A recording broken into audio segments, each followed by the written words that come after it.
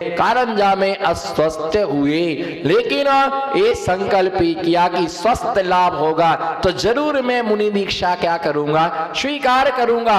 अब मुनि दीक्षा के लिए तो सोचा कि कचनेर में आचार्य विमल सागर महाराज जी का संग आया। पूर्व वक्ता सुना रहे थे, उन्होंने अदरा कचरा करके सुना दिया, अदरा कचरा करके सुना दिया। सही तो हम बताएंगे ना, बोलो सही तो, हाँ, क्योंकि तुम भक्त हो और हम शिष्य हैं, है ना। हम उनके क्या है, और स्वस्थ खराब हो गया तो कहां पहुंचते हैं, है ना, कचनेर जी पहुंचते हैं। तो जैसे ही कचनेर जी वहां पहुंचते हैं, और ये दोनों यहां से एक ब्रह्मचारी थे, दोनों गए विमल सागर महाराज से दीक्षापन दोनों लेंगे। जैसे ही महाराज के पास पहुंचे और महाराज ने कह दिया तुम दोनों दीक्षा लेने आए हो, उनको देखते ही बोल दीक्षा लेने आए हो, तो मालूम अब नहीं ऐसा कोई भाव नहीं है, हम तो दर्शन करने आए। क्या शिष्य की कौन सी बात गुरु से अनजानी है, बोलो शिष्य की, बोलो शिष्य की कौन सी बात गुरु से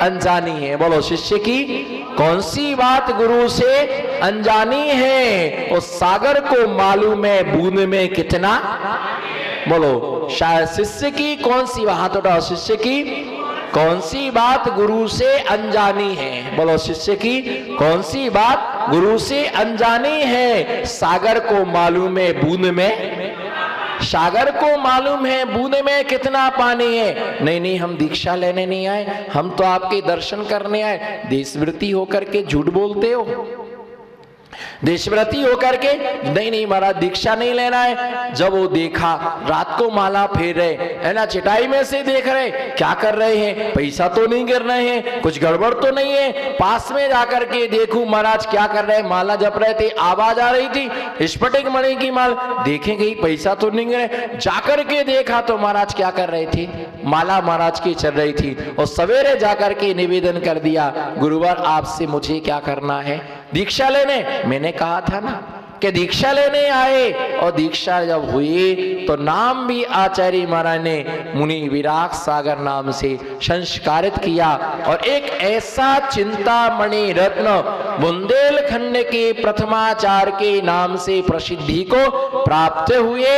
और औरंगाबाद में चिंतामणि कॉलोनी में 4 दिसंबर को भव्य मुनि दीक्षा का कार्यक्रम आयोजित किया गया। और आज अंकलीकर आदि सागर जी महाराज की परंपरा में सर्वश्रेष्ठ अगर कोई आचार्य है तो आचार्य विराग सागर जी, जिन्होंने शताधिक 300 शिष्यों के लिए दीक्षाएं प्रदान की, 100 समाधियां जिन्होंने कराई, अनेक ग्रंथों का जिन्होंने रैणसार ग्रंथ पर 2000 पृष्ठ प्रमाण रत्नात्रय वर्धनी संस्कृत टीका का लेखन किया। इस काल में इतनी बड़ी बृहद टीका, है ना, कार्तिकी स्वामी की है ना, जो वार्षाणुपेक्षा कुंद स्वामी की, उस पर उन्हें सर्वोदय नाम की 2000 पृष्ठ प्रमाण टीकाएं लिखी, शुद्धोपयोग आगम चक्षु साव। और दूसरी बात, आचार्य गुरुवर ने सिर्फ शिष्यों को दीक्षा नहीं दी,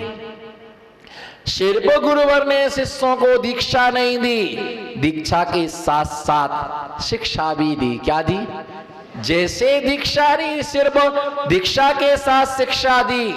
और उन्होंने यही सिखाया, समाज को तोड़ना नहीं, समाज को। आचार्य गुरुवर ने अपने शिष्यों को क्या सिखाया, समाज को तोड़ना नहीं, समाज को जोड़ना है। क्या गरीब, क्या, हाँ, ये भेद नहीं करना, कौन बड़ा और कौन छोटा, सबको क्या देना, आशीर्वाद प्रदान करना, नित्य देशना देना, नित्य देशना देना, नित्य स्वाध्याय करना, पंथ और परंपरा से मुक्त। बोलो पंथ और। आचार्य गुरुवर ने सूत्र दिया, ना हमारा तेरा है, ना हमारा, ना तेरा ना 20, मैं बनूंगा 20, तेरा ना 20। आचार्य गुरुवर का सबसे सुगम सूत्र है, जहां जैसी परंपरा है उस परंपरा के अनुसार रहो, दूसरे की पकड़ना नहीं। बोलो दूसरे की, बोलो दूसरे की पकड़ना नहीं, और अपनी कभी, हाँ तो बोलो ना, दूसरे की पकड़ना नहीं और अपनी कभी छोड़ना नहीं। यह है जय विराग नारा। ये क्या है? यही विराग नारा है कि अपनी छोड़ना नहीं और दूसरे की।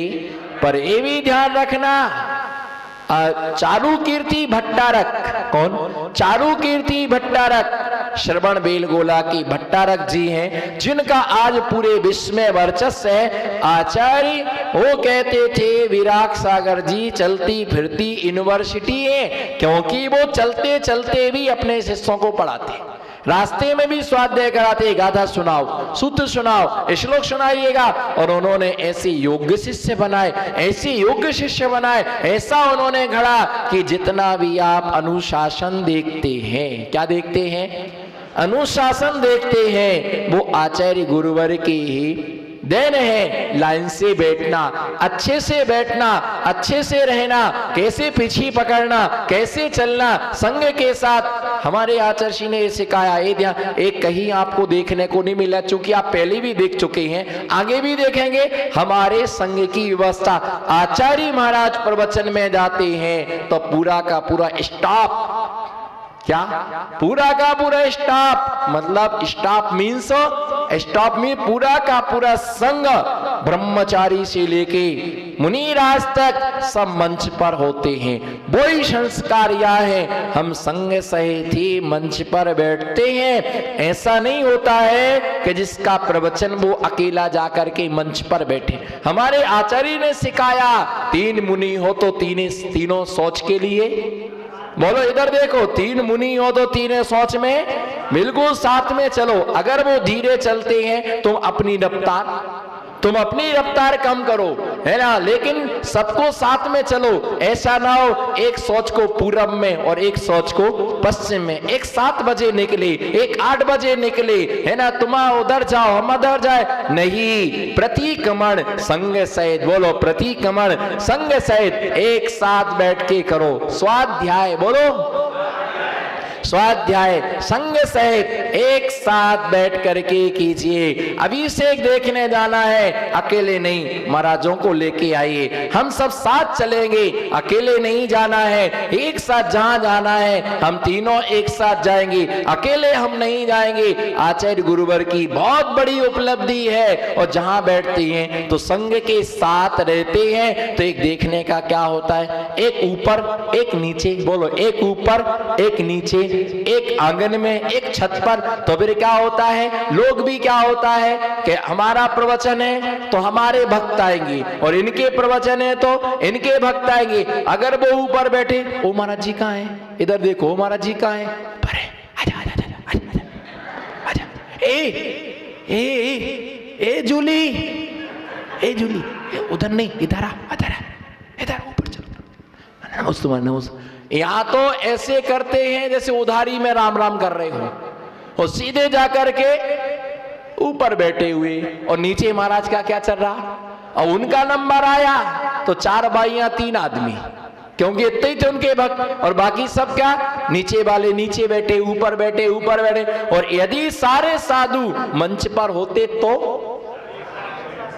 बोलो सारे साधु मंच पर होते तो, सारे साधु मंच पर होते हैं तो सारे श्रावक प्रवचन हॉल में होते हैं। और संघ की एकता, अनूठा ये शासन बनता है। भैया आचार्य गुरुवर के दिए हुए संस्कार है, जो भी आज है वो सब किसका दिया हुआ है, वो किसका दिया है? शिष्य के जीवन में जो कुछ होता है वो सब गुरु का दिया होता है। गुरु की नजर में ऐसा नूर होता है, बोलो गुरु के नमो सिद्धाराम, हाथ उठा के, गुरु की नजर में ऐसा नूर होता है। गुरुवर तुम्हारी नजरों से कौन दूर होता है, गुरु की नजर में ऐसा नूर होता है। गुरु की नजर से कौन दूर होता है, जो एक बार इनकी चौखट पर पैर रखता है, जो एक बार इनकी चौखट पर पैर रखता है, वह बार बार आने को चरणों में मजबूर होता है,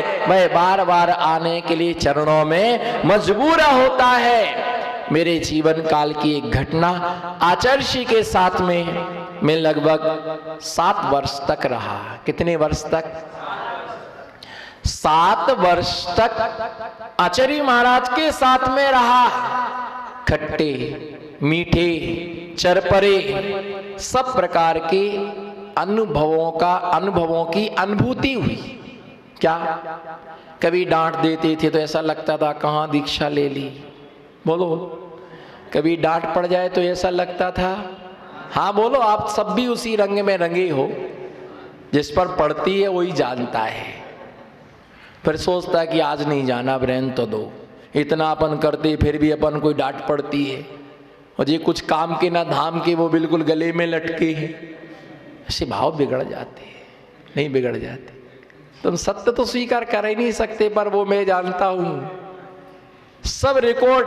भली तुम हमारे कैमरे से बच जाओ, लेकिन भगवान के केवल ज्ञान में तुमने पत्नी से क्या बात कही, मम्मी से क्या बात कही, दोस्तों से, वो सब भगवान के पास क्या है? रिकॉर्ड है। मेरे तो भाव नहीं बनती अब। फिर क्या है? महाराज जी पहले जैसे नहीं रहे अब। बोलो ना महाराज जी, पहले तो कुछ और था। पहले कितना मुस्कुरा मुरा के आशीर्वाद देते, आजकल तो जाओ नमस्ते बनाई देखती तक नहीं है। मेरे को जाते ही मुंह फुला लेते हैं। कोई कारण होगा? बोलो कोई भैया? निश्चित है, जैसे जैसे तुम्हारे भाव हो रहे ना, वो सब मेरे भाव पहले हो चुके हैं। बोलो जैसे जैसे तुम्हारे भाव, बोलो जैसे तुम्हारे भाव हो रहे हैं। अब नहीं आऊंगा, मैं नहीं आऊंगा, तू जा, तू जब मैं नहीं आऊंगा, मुझे नहीं आना। क्या करना है यार? यहीं बैठू। भगा देते कमरे से, ऐसे हकाल दे जैसे गधों को बाहर निकाल रहे हो।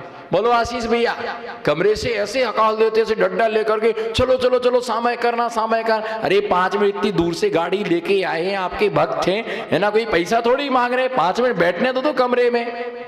मैं ऐसे हकाल दे जैसे गधों को निकाल रहे हो।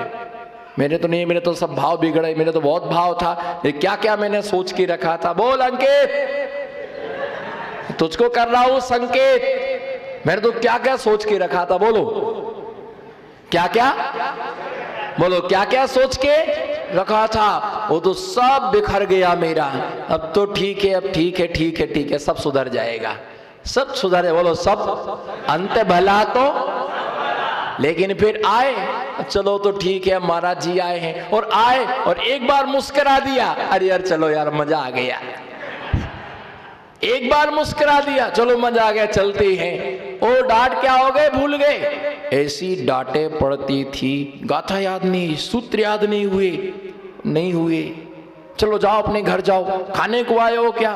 अरे भैया ऐसे शॉर्ट लगते थे, ऐसे शॉर्ट में सर्किट होता था, आत्मा घबरा जाती थी। लेकिन जब याद हो जाता था तो ऐसा लगता था आज जो जितना होता है इस सब का श्रेय सब उनको ही जाता है, उनको ही जाता है। क्योंकि शेर के साथ में रह के मेंढक भी क्या बन जाता है। और यदि शेर मेंढकों के साथ रहेगा तो वो भी क्या हो जाएगा। मैं मेंढक था लेकिन क्या हो गया, शेर हो गया। लेकिन सवा शेर तो इतना जितना बोल रहा हूं वो यही बोल सकता हूं, वहां नहीं बोल सकता हूं। वहां तो बोलती क्या हो जाती है, वहां तो ऐसा बैठना पड़ता है, वहां हाथ पैर नहीं चला सकते हैं। क्यों? उनसे ही प्राप्त किया, उनको ही बता रहे हम। भैया तो क्षुल्लक अवस्था में करगुआ जी में आचार्य सन्मति सागर जी के दर्शन करने के लिए गए। संग लौट रहा था बिहार करके, तो अतिशय क्षेत्र बंधाजी है, वहां से निकल रहे थे तो एक रास्ते में नदी पड़ती, तो बहुत पानी उसमें। पिक्चर का नाम बताऊंगा मैं, बस सब्बे रखो। तो जैसे वो पानी भरा हुआ था और बिल्कुल सूर्य अस्ताचल की ओर था, तो जैसे नदी के पास में संग आया, आचार्य खड़े हो गए। आज क्षुल्लक तो कुछ भी कर सकता है, श्रावक है, पर मुनि घुटने से ज्यादा, पैर से, घुटनों से ऊपर पानी हो तो नदी में क्या नहीं कर सकते हैं। पिक्चर का नाम आने वाला है। नदी से वो निकल नहीं सकते हैं। बोलो नदी से वो निकल नहीं सकते हैं। तो जैसे ही वो आचार्य खड़े हो गए, मैं बिल्कुल आचार्य के साथ बिल्कुल बाजू में चल रहा था, और घुटनों से ज्यादा पानी था, घुटनों से ज्यादा पानी था। एक दो जन और साथ में थे। मैंने आचार्य क्या सोच रहे? बोले इस नदी से मैं कैसे पार हूं, कैसे निकलूं इस नदी से, पानी ज्यादा है। मैंने कहा आचार्य क्या मैं आपको उठा लूं क्या, मैं आपको उठा लूं क्या? बोले नहीं नहीं नहीं नहीं, तुम गिरेगा, मेरे को पटकेगा, हंसी करेगा। नहीं नहीं नहीं, उठाना मत। मैंने कमजोरी पकड़ ली। आचार्य ने इस्माइल दी, मैंने कहा पक्का उठा लो, अब ऐसा मौका दूसरी बार नहीं मिलेगा। मैंने आचार्य उठाता हूं। बोले नहीं नहीं नहीं नहीं नहीं नहीं। आचार्य ने मेरे कंधे पकड़ लिए, जैसे भीतर से बोले उठा ले बेटा, उठा ले। बाहर से बना, मैंने कहा मैं तो उठाऊंगा, और मैंने ऐसे दोनों हाथ पकड़ के है ना, पैर और एक कमर में हाथ लगाया, आचार्य को पकड़ लिया और यूं ले लिया हाथ में। और आचार्य ने मेरे दोनों कंधे क्या कर लिए, पकड़ लिए। इस तरफ पीछी थी और पकड़े हुआ था। आचार्य बोले संभल के चलना, पटक मत देना, हंसी मत कराना। मैंने कहा चलो बताऊंगा बाद में, आज तो मौका मिला है। बोलो आज तो मौका। हम आंसू में डूबे, हम आंसुओं में डूबे। अब ले गए धीरे, बोले धीरे चलना है ना, कहा पैर संभल के रखना, पटक मत देना। मैंने नहीं पटकूंगा, अभी बीच में चलो, नहीं पटकूंगा अभी। धीरे धीरे चलते चलते चलते सूर्य बिल्कुल अस्ताचल की ओर था। तो जैसे ही बीच में जाके मैं खड़ा हो गया। बोले क्यों खड़ा हो गया? चलना, मैं नहीं बढ़ूंगा आगे, बस अब नहीं मेरे से चला जा रहा। मेरे हाथों ने जवाब दे दिया। बोले तेरे को समझा था, मानता नहीं है, चल। मैंने नहीं चलता हूं, मेरे तो अब नहीं चला जा रहा। तो बोले चलना। मैंने कहा पहले आशीर्वाद दो, पहले डॉक्टर साहब बोलो ना, पहले। बोले काहे का आशीर्वाद? मैंने कहा आशीर्वाद तो आप देना पड़ेगा। बोले चलो चलो बाद में देंगे। मैंने कहा बात का कोई भरोसा नहीं, आप गुरु हैं, गुरु को कौन पार पा सकता है। मैंने कहा नहीं, यही आशीर्वाद दे दो, बाद में। बोले चलो चलो देर हो रही। मैंने कहा मैं तो श्रावक हूं, दोष आपको लगेगा, आप तो जल्दी फटाफट, जितने जल्दी आशीर्वाद दोगे उतने जल्दी मैं आपको उस तरफ छोड़ दूंगा। बोले नहीं नहीं नहीं नहीं, मैंने कहा आशीर्वाद दो, पहले आशीर्वाद दो। अब वो दे नहीं आशीर्वाद। मैंने कहा बोले काहे का आशीर्वाद चाहिए? मैंने कहा पहले मुझे आशीर्वाद दो कि हम तुम्हारे लिए संसार से पार करेंगे, हम तुम्हारे लिए संसार से पार करेंगे, ऐसा हमें आशीर्वाद दोगे तो हम आपको नदिया से पार करेंगे। और आप आशीर्वाद नहीं देंगे तो हम आपको नदी से पार कराने वाले में तो यही खड़ा हूं। बोले चलो चलो।